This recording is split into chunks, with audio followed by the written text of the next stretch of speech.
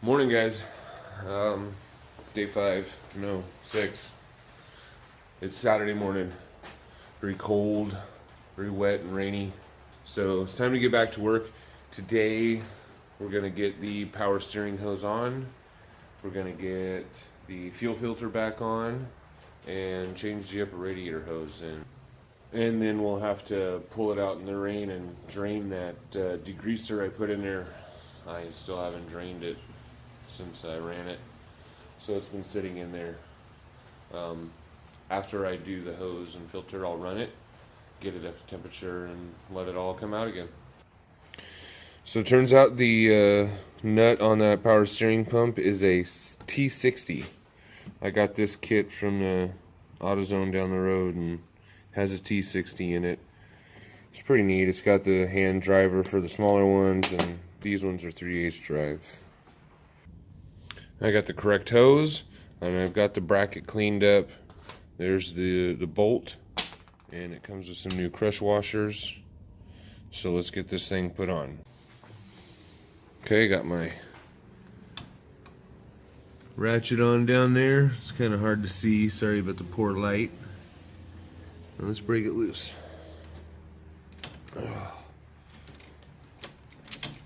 Alright, I got the old hose off. Let's get the new hose on. And it is the same, it's just got the bend in the wrong direction, but it will conform.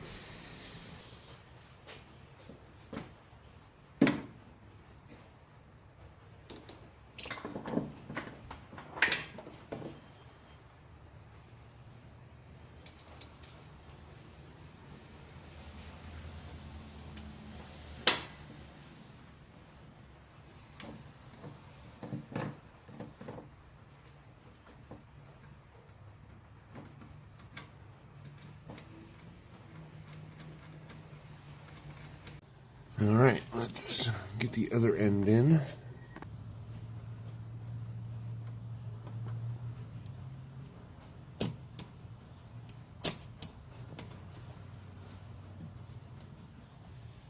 Alright, I got that threaded in. Now I just need to put on the bracket.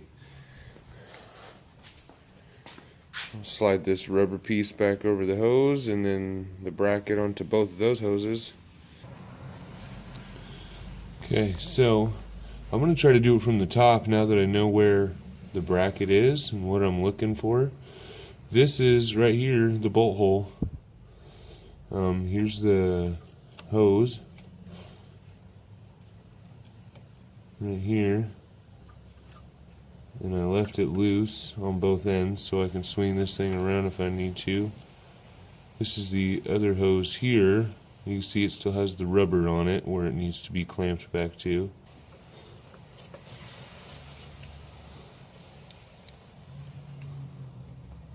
Okay. Set that guy like that. So I left it partly attached. I'm going to try to put it in sideways in between the hoses and just twist it like so. I'm trying to rotate the rubber pieces around so the gaps match the brackets. Now, let's see if I can reach back there and tighten that bolt.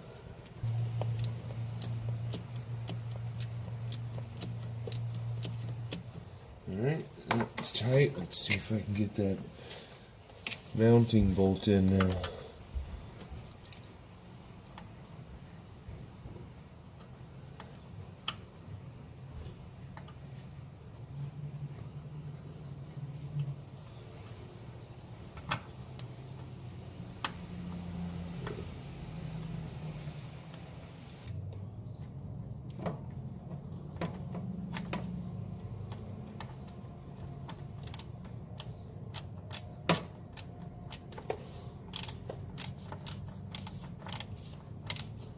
We'll do this one first.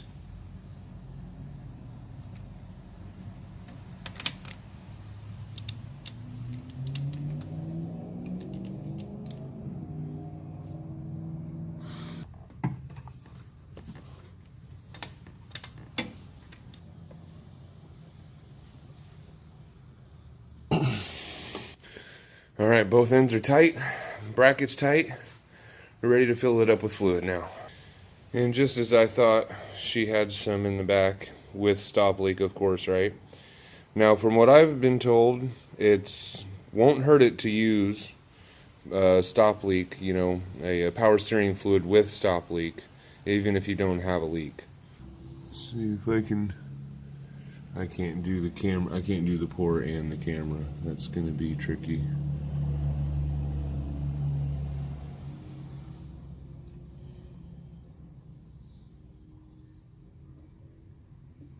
Oh, fail.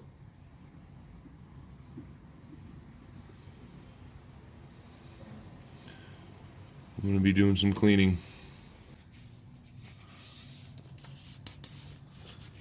Clean that up. Wow, I spilled a lot. I did, huh? Alright, now that the power steering line is done, we are going to put in the new fuel filter. So what I want to do actually is hook a hose up to that into a bucket and just prime the pump. Flush out any of that bad gas that might have flown back down into the pipe. Alright, I've got a hose just pressed over it. It's just a piece of hose from a transfer pump I had. Got it going into the bucket there. Whew. There it goes.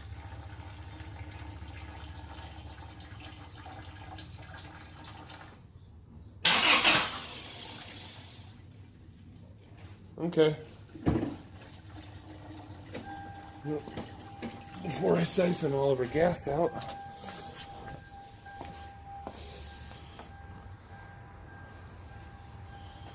Alright. That worked. Get this fuel filter in. And let's see, inlet. So that goes down.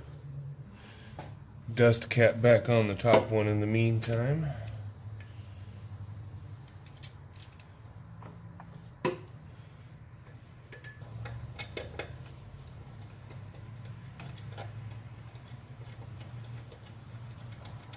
Alright, let's see if I can get this line started.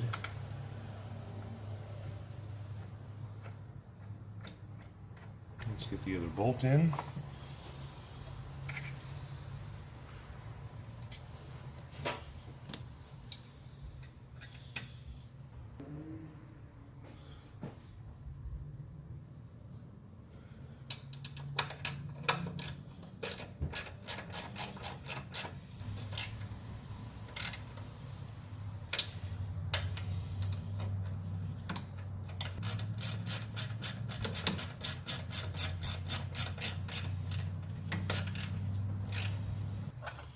And put one on the bolt.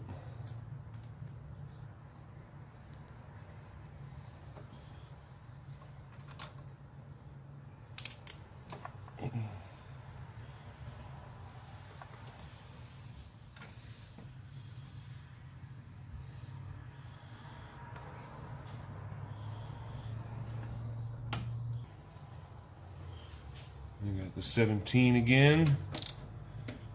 I'm gonna cinch down those crush washers, and that's good. Alright, I jacked the car up just a few inches and turned the wheel all the way to the right. But I'm still pretty sure this is the best way to get to this bottom line here. It's a 14 mil.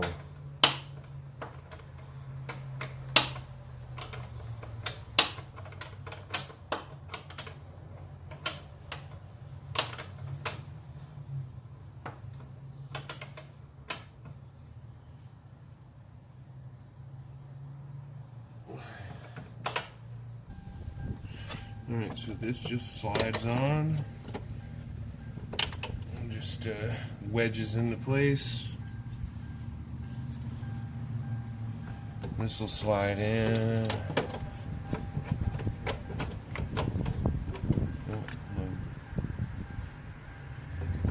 This will slide in. There we go. It'll hook to Big hose up there. Little hose up here. Put the clamp back on this. Tighten that up.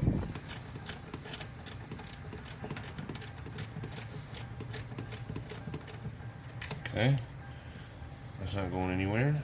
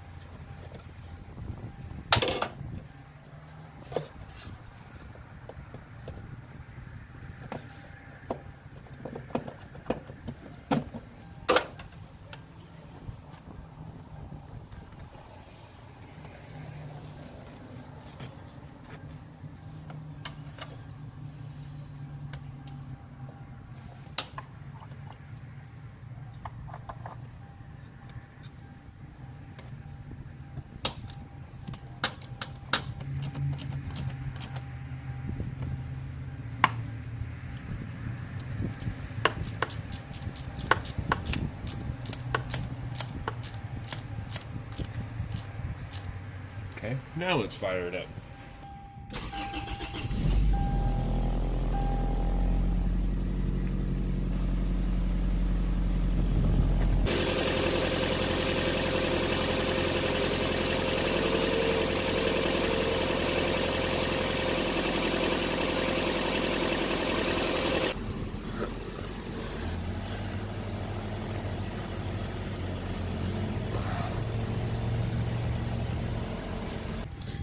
Alright, so while I'm waiting for that to cool down, I am going to clean up these dust covers just so we get rid of any evidence of leaking, and if we get new leaks, we can easily identify them. Take a good look at the before. And there is the after. It turned out great. They look brand new when they're wet.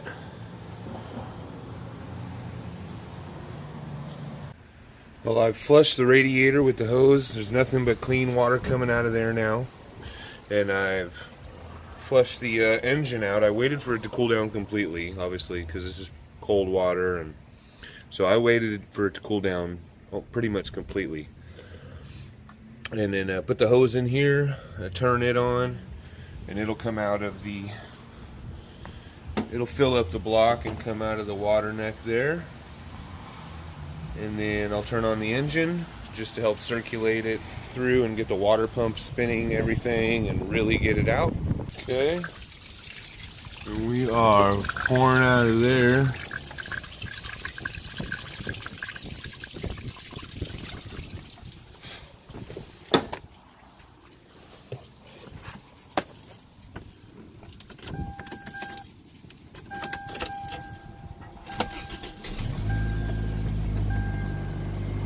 Okay.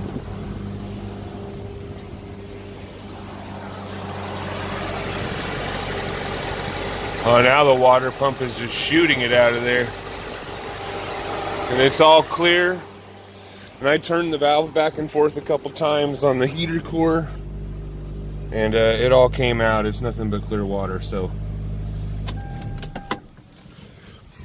we will turn off the hose, let it finish draining, and we'll plug the thermostat and hoses back in. The new hoses. Got the new hose. So she'll be set. Okay, so it's normal for these hoses to have to be trimmed. So when I get that on there, it's pretty long. I even just went ahead and tried to put it on there, and there was a pretty significant kink. So we're going to trim off about that much there, just over 1/4 inch. And not trim this end at all, because I like having the extra length hanging over the fan and stuff.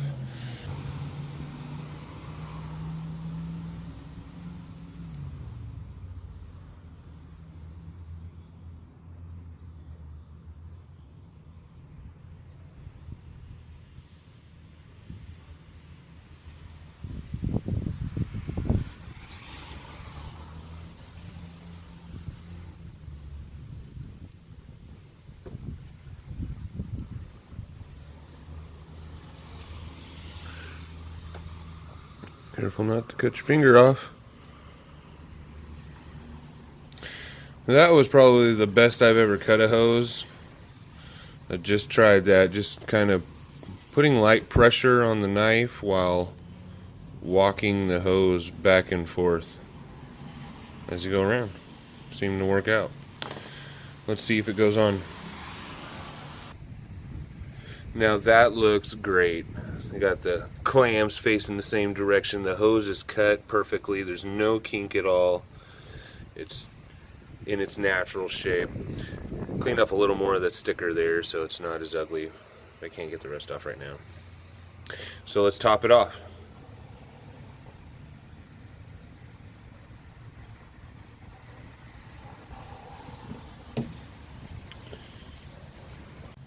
So I might have found the reason she had all that mud in the bottom of her overflow tank and had all kinds of greasy residue all over everything. If she was using this conventional green, this old school antifreeze, this stuff on the left here mixed with whatever she had in her before might have turned into mud. Because I don't see any other reason for there to be that oily, greasy texture in there when she's not losing oil from the crankcase into the cooling system. So pay attention to what you put in your vehicle. Read the owner's manuals. Ask more than one teenage kid at an auto parts store. Ask a couple people. Alright, I've got it on, filled up and burping. It's just about warmed up now, and this bottom hose is starting to warm up. So the thermostat's opening up and we're getting the last of the air out of it. And I'll let it bubble for a few more minutes and then I'll throw the cap on. Alright, and this thing is finally done. All new hoses, all nice and clean, complete tune-up, fuel filter, new pressure hose, new thermostat. She should be set. And finally going to do it for this series on the Corolla. This will be the last episode on it. Next we will be working on the Intrepid when it stops raining. I'm not going to dive right into it. It's not as big of an emergency as the Corolla was. They really needed this thing back up and on the road, and now it is. So that's going to do it, guys. I will post descriptions for all the parts that I put on this thing, part numbers in the description. So please take a look at that. And if you got any other questions, go ahead and ask about any of the procedures that I did here, and then I'll be happy to answer them. Just subscribe, hit the bell, and follow along. Stay tuned for the next episode. Peace.